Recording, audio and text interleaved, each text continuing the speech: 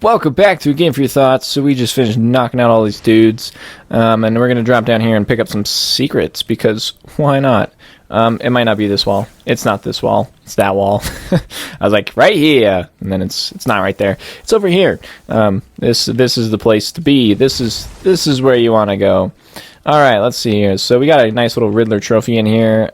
Just look at that, just for us. Ta-da! Riddler trophy found. Okay, so this next part's actually kind of neat because there's two different ways we can go about this. We can either go through this door and it'll lead to this really gnarly cutscene of Joker killing someone, or we can go and be one step ahead of the Joker and get a cool cutscene of him blowing up the wall. So it's kind of a 50-50 either way. Some Joker's there. It's just whether or not we want to... What do you mean subjects out of view? That was like the most subjective kind of view. Let's see. We can do... I think... let's go this way, because then there's also this cool dude we get to meet in here. No, we're gonna miss a cutscene of Joker, but it's gonna be so cool. Let's see. Subject too small. What do you mean? In memory of Thomas Wayne and Martha Wayne, Gotham's true patrons. Sorry, I was kind of weird there for a second. I just got like two important text messages like right in a row, and so I was kind of like reading those. That's not cool. I'm sorry. I was like, duh, but they're important text messages, so I was like, I gotta read these real quick. It's hard because it's like I'm trying to like do this, and I like want to like put all my effort into this, so I'm not like, oh, let me check my phone and answer text messages while I'm recording, and it's like, but also at the same time, I got to make sure I'm not being ridiculous. Okay, wait, what? Oh, I'm just like standing in this room, and there's this dude all tied up. Here, look, we'll stay right here and see what happens. We'll wait. Or combat takedown. Pow! Oh, take that, Batman. Oh wait, let's see. I was gonna say both these guys are non-desirable characters that we can non-desirable enemies. Oh, that guy came out of nowhere. Ooh. Bam! These Batman reflexes are batterific. Oh man, I did this. Oh, you know what? I did the cape swing, and it like hit the first guy. Oh, okay. Wow, he went down fast. One punch, and he was like, boom, dropped to the ground. Just absolutely dropped it. Whoa, that was cool. I kicked that guy up in the air and then kicked him right in the junk. That was great. How many times has Batman punched some dude in the junk and just absolutely annihilated that dude's like reproductive system? Like, that's just insanity. Okay, we took care of all the dudes. That was really bad. Hey man, you know what, no, I don't really want to, but you know what's his name? Carl Todd. Sorry, first name person. I always think it's interesting. Not that this is a bad thing at all. I'm just kind of rambling here. But I always find it interesting when there's someone who has two names that are both a first name, like Carl Todd, or like Jason Todd, or like let me think of another one. Let's see. There's like Ben Carl is another one. You know, it's like two first names. Okay, let's see what we're going here, and oh, we almost have it. Come on. Oh, I had it. Whew. I was like, okay, I'm running out of time here, but I got it. Okay, you know, it's very interesting. It's like I said, it's not a bad thing. It's just very different, you know, because like it's always like first name, last name, you know, and it's like, okay, first name, last name, nothing wrong with that. And then it's like first name, you know. It's very interesting. It makes for some cool names, I think. I mean, like Jason Todd sounds very cool. Stan Smith. Well, I guess Smith is kind of a good last name. Okay, I was thinking like Stan Smith from American Dad. I almost said Family Guy, but it's not. Hey, the thing is turned off. Leave me alone. The Riddler's secret map. This botanical garden has some very difficult secrets that are very difficult, but they're cool secrets too. They're like, oh wow, that was tricky. That was very difficult. Okay, let's see here. All right, Carl Todd. He hasn't even bothered me. Is he like taking a nap? He's like, oh, you were gonna help me, but then you walked away, so I honestly didn't think you were coming back. Ah! Like slice his hand off. He's like, ah! That'd be awesome. Are you okay? Are you okay? Yeah. I eat punks like you for breakfast. You eat pieces of shit. It's Happy Gilmore. Yeah, Happy Gilmore, because then Shooter McGavin from Happy Gilmore. Oh my gosh, that's a great movie. So there's this character in the movie Happy Gilmore with Adam Sandler. It's like his like golf rival, and his name's Shooter McGavin, and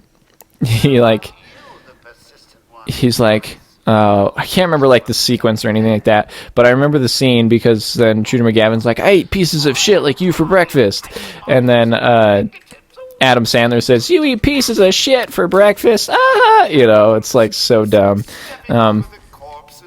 Alright, excuse me, coming through. Don't mind if I do. Just sneaking on in through this. See, if we hadn't turned off that thing before, then Joker would have had like a guard, and he would have thrown him in the electric water, and he's like, you can't get over here. But since I already turned off the thing, then he just blew that up and moved on from there. I was like, alright, cool. Jeez Louise, I don't understand what's up with all the shotgun shells. It's like there's like 2 dead bodies on the ground, and there's like a whole cartridge of shotgun shells, and it's like, jeez Louise, man, who is shooting? Like, look at that. I'm no forensic scientist, but 1, 2, 3, 4, 5, 6, 7, 8, 9, 10, 11, 12, 13, 14, 15, 16, 17, 18, 19 shotgun shells on the ground, and all I see, 1 dead guy, and he has no bullet wounds. Let's do some analysis. Whoa, hi there, pal. You're packing some heat. Right? All right, let's move on. I actually did want to be a forensic scientist. Here's a fun story. So for the longest time, like all through elementary school, I didn't know what I wanted to do, and then I got into junior high, and I didn't know what I wanted to do. And then I kind of got to this weird point where I was like watching a bunch of Dexter TV show, the TV show Dexter, not Dexter's Laboratory, but like Dexter with Michael C. Hall. And I started watching that a bunch, and I was like, oh my gosh, I love forensic science. Like, I think that idea is so cool, of just like going in and like analyzing crime scene and like figuring it out, specifically like blood spatter. I loved that idea. And so I was like, I want to do that. And so like I started doing like a bunch of research and stuff into it, and I was like reading about it. I'm like, this is so cool. And like I started like watching like CSI, and like I was like super into it. And I know that like TV perceives it in a very like unrealistic way. It's like, I'm not gonna like, you sign up forensic science and like you're carrying around a gun and like going to like interviewing people. Like it's not like that. Not at all. Don't let them trick you. But it's still like the science of it's really cool, and I think that's what I appreciated the most was like the science of it. I was like, oh, this is way cool. But anyways, so long story short, too late. I like I said, I really wanted to be the forensic science, and then I got into high school, and I was like, yeah, that's like really what I want to do. And like so I started like taking like a bunch of biology classes. Figured out I wasn't like that good at biology, but I can make it work. And so I went into college. Whoops, I hate that part. So I went to college to be forensic science. I was a biology major, and figured out that it is not as awesome. They make you take the most ridiculous things ever. So I want to be a forensic scientist, and I'm taking like botany and like ichthyology and like 70 different biology classes. And I was like, I kind of was thinking like I'd be taking like forensic classes, because like my wife, she wants to be a teacher, and so she's like taking like all like these like education classes and like how to like teach and stuff like that. And I was like, okay, well, I want to take classes on like how to be a forensic scientist. And so I was like talking to like the counselors at the school and stuff, and I'm like, hey, like this is not like what I thought, or was kind of like really signed up for. And then she's like, oh yeah, so like now we can use batarangs in combat. And she's like, yeah, so we actually only offer one forensic science class on campus. And so it's all kind of just based around biology classes, and then you get a degree, and then you can kind of go from there. And I was like, okay, that's kind of lame. It's like, yeah, that's just how it is. And so I took the one forensic science class that they offered, and it was awesome. It was like, this is what I wanted to be doing, like I want to take classes like this all the time. And it was just like, well, I don't know what to do now. And so like I thought about it for a really long time, and I was taking biology class. Oh, look like how messed up this dude is. Like, he's all like messed up. Like, oh. Yeah, he's all messed up in the face. But anyways, so I just was like, this is not at all what I was like wanting, and like I just like these classes, I'm not doing good. Like I just don't feel like this is what I wanted at all. I just like wasn't happy with how like what I was doing. And so I was like really thinking about it. And then like one day I just like all of a sudden had like this really awesome idea for a book. And I was like, oh, I haven't done a lot of writing recently. And so I wrote this book.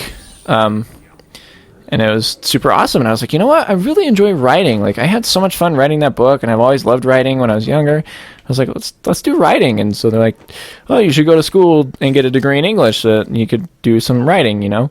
And I'll continue this story next time on A Game for Your Thoughts. Thanks for watching. Bye.